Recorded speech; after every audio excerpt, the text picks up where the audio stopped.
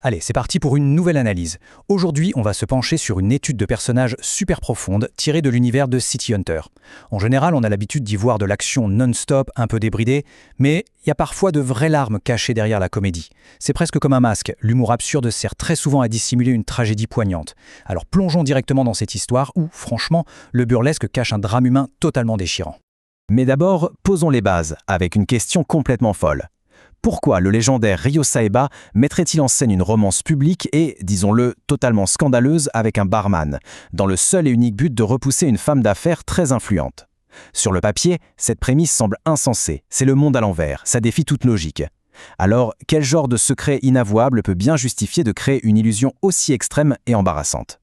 Ce qui nous amène à la première partie, la façade absurde.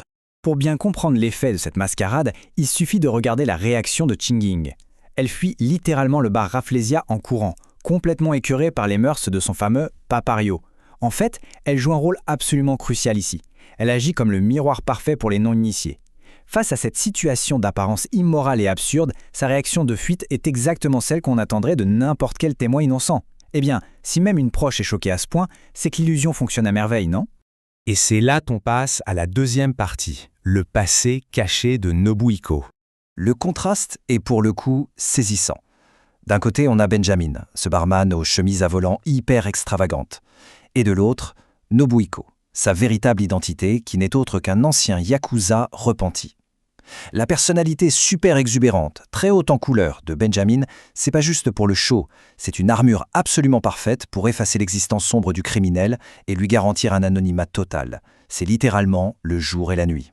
Bon, pour vraiment saisir les enjeux, il faut faire un petit saut de 4 ans en arrière. À l'époque, le passé de Nobuhiko menaçait de tout détruire. Du coup, avec l'aide de Ryo, il prend une décision radicale, simuler son propre suicide. Et pendant les années qui suivent, ce terrible sacrifice finit par payer.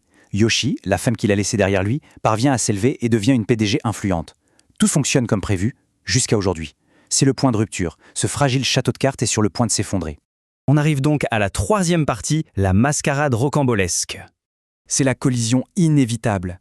Yoshi, qui est devenue puissante, réussit l'impossible, elle retrouve la trace de cet homme qu'elle croyait mort depuis 4 ans.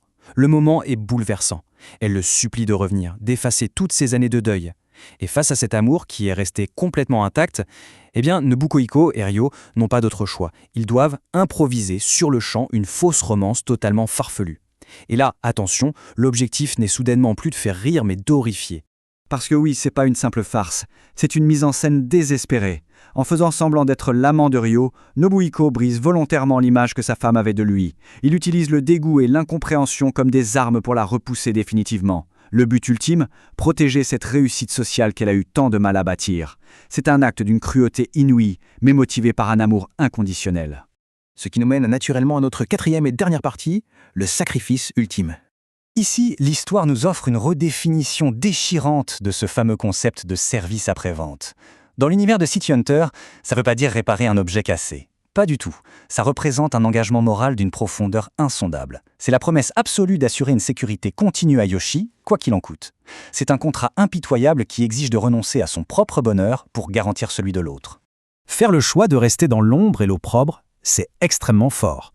Nobuhiko ne se contente pas de disparaître, non, il choisit activement de vivre dans la honte, d'être perçu de la manière la plus dégradante possible par la personne qu'il chérit le plus au monde. Il embrasse cette disgrâce sociale de façon totale, pour que sa femme, elle, puisse continuer à vivre dans la lumière. C'est vraiment la démonstration la plus poignante de ce que signifie aimer quelqu'un plus que sa propre dignité. Alors, on en vient à cette réflexion finale. Quel est le véritable prix à payer pour protéger l'honneur d'un être cher depuis les ombres ? L'histoire de Nobuhiko nous montre bien que le coût, c'est l'effacement total de soi. C'est une solitude éternelle. Sous les couches de la comédie la plus burlesque, il y a parfois des fardeaux totalement invisibles.